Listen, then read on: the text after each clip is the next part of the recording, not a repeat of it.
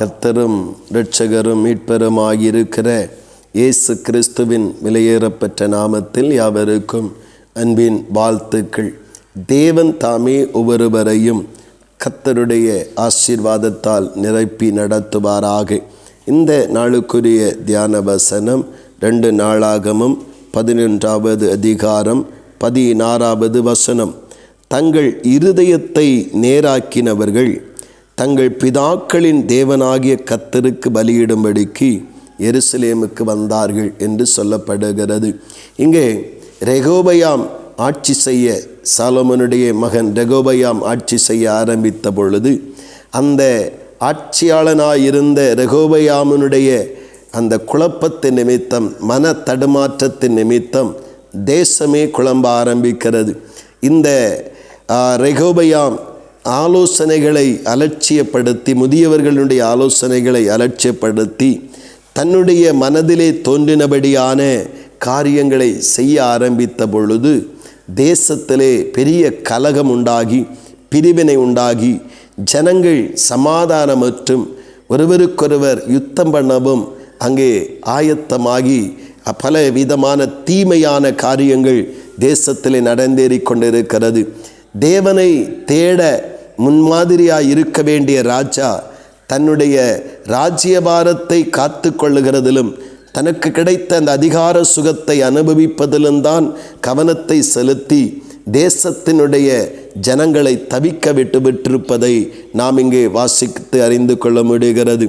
ஆனால் அதன் மத்தியில் தேசத்திலே தனக்கு முன்னின்று அல்லது மாதிரியாக ஆராதித்து ஜனங்களை நடத்துவதற்குரிய ராஜா இப்பொழுது தன்னுடைய சுய காரியத்தின் மேலே கவனம் செலுத்தி ஆராதனைகளிலே அங்கே நாட்டமில்லாத ஒருவனாக இருந்து ஜனங்களெல்லாம் தன் பார்வைக்கு பிரியமானவைகளை செய்து தங்களுடைய வாழ்க்கை நடத்தி கொண்டிருக்கும் பொழுது ஒரு சிறு கூட்டம் மாத்திரம் ஆண்டவருடைய வசனத்திற்கு செவி சாய்த்து தங்கள் இருதயத்தை நேராக்கி கொண்டு இந்த உலகத்திற்குரியவைகளை அல்லது உலகத்தில் உள்ள அதிகார ஐஸ்வர்ய பலன்களை சாராதபடிக்கு கர்த்தரை சார்ந்து கொண்டு தங்கள் இருதயத்தை நேராக்கினவர்கள் தங்கள் பிதாக்களின் தேவனாகிய கர்த்தரை தொழுது கொள்ளுவதற்காக, அவருக்கு பலியிடுவதற்காக தேவாலயமாகிய எருசலேமுக்கு வந்தார்கள் என்று பரிசுத்த வேதம் நமக்கு தெளிவுபடுத்துகிறது.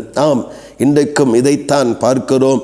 தேசத்தின் அதிபதிகள் மாத்திரமல்ல, ஆவிக்குரிய அல்லது தேவ பிள்ளைகள் என்று சொல்லுகிற தலைவர்களிலும் அநேகர் தங்களுடைய சுக காரியங்களையும் தங்களுக்குரியவைகளையும் தங்களுக்கு பதவிகளை பார்த்து கொள்ளுகிறதிலையும் தங்களுக்கு லாபகரமான காரியங்களை தேடிக்கொள்ளுகிறதிலையும் கவனம் செலுத்தி தேவனை செம்மையான வழியில் ஆராதிக்க நடத்த வேண்டிய முன்மாதிரியாக இருக்க வேண்டியவர்கள் தங்கள் சுயநலத்திற்காக ஓடிக்கொண்டிருக்கும் பொழுது ஜனங்கள் தங்களுக்கு பிரியமான ஆராதனைகளை தெரிந்தெடுத்து தங்களுடைய எண்ணங்களுக்கு இன்பமான பாதைகளை தெரிந்து கொண்டு கிறிஸ்தவர்கள் என்ற பேரோடு வாழ்ந்தாலும் கிறிஸ்துவின் நாமத்தை மகிமைப்படுத்த முடியாதவர்களாக இருக்கும் பொழுது ஒரு சிறு கூட்டம் தேவனுக்கு பயந்து தேவனுடைய வார்த்தைகள் மனுஷனை பார்க்காதபடி அல்லது ஊழியம் செய்கிறவர்களை பார்க்காதபடி கர்த்தருடைய வார்த்தையின் மேல் கவனத்தை வைத்து ஆண்டவரை சேவிக்க வேண்டும், ஆண்டவரை ஆண்டவருடைய நாமத்தை மகிமைப்படுத்த வேண்டும் என்று சொல்லுகிற எண்ணத்தோடு தங்கள் இருதயத்தை மாயையான வழிகளுக்கு ஒப்பு கொடுக்காதபடி கர்த்தருடைய வசனத்தின்படி நேராக்கி கொண்டவர்கள் இன்றும் பக்தியோடும் பயத்தோடும் தெய்வ சித்தத்திற்கு ஒப்பு கொடுத்து தேவனை தொழுது கொள்ள தேவ சமூகத்தை நாடி வருகிறதை நாம் காண முடிகிறது. பிரியமானவர்களே, இந்த உலகம் இப்பொழுது இருக்கிற நிலைகளிலே நாம் அப்படியே சோரம் போகாதபடி தலைவர்கள் அது முன்மாதிரியாய் இருக்க வேண்டியவர்கள், முன்மாதிரியாய் நடக்க வேண்டியவர்கள் குழம்பி போனாலும் தங்கள் சுய வழிகளை தேடிக்கொண்டாலும் இன்றைக்கு நாம் நம்முடைய கவனத்தை வேத வசனத்தை விட்டு திருப்பாதபடி வேத வசனத்தின் மேல் நோக்கமாயிருந்து நம்முடைய இருதயத்தை நேராக்கி தேவனை தேடுகிற உணர்வுள்ள கூட்டத்தின் ஒரு பகுதியாக, ஒரு அங்கமாக நாம மாறுவோம். நம்மை கர்த்தர் பாதுகாத்து மகிமைப்படுத்துவாராக. ஆமேன் ஆமேன். செபிப்போம். அன்பின் ஆண்டவரே, நல்ல இந்த காலை நேரத்திற்காக உமக்கு ஸ்தோத்திரம் அப்பா. நீங்கள் தந்த நல்ல ஆலோசனைக்காக நன்றி தகப்பனே.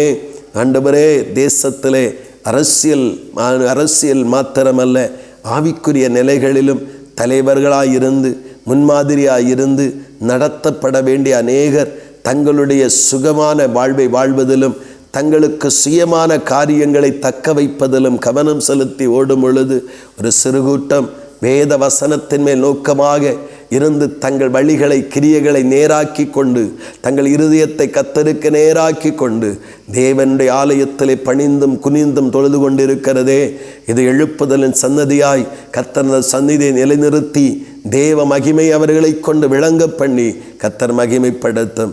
தேவனே, உம்முடைய வார்த்தையின் மேல் கவனம் வைத்து எங்கள் இருதயத்தை நேராக்கி கொண்ட உம்முடைய சித்தமதை நிறைவேற்றுகிறவர்களாய் இந்த கடைசி காலத்தில் எங்களையும் நிறுத்தும். அப்படியே நீங்கள் செய்கிறபடியாய் ஸ்தோத்திரம். இயேசு கிறிஸ்துவின் மூலம் செபிக்கிறோம் ஜீவனுள்ள நல்ல பிதாவே. ஆமேன் ஆமேன்.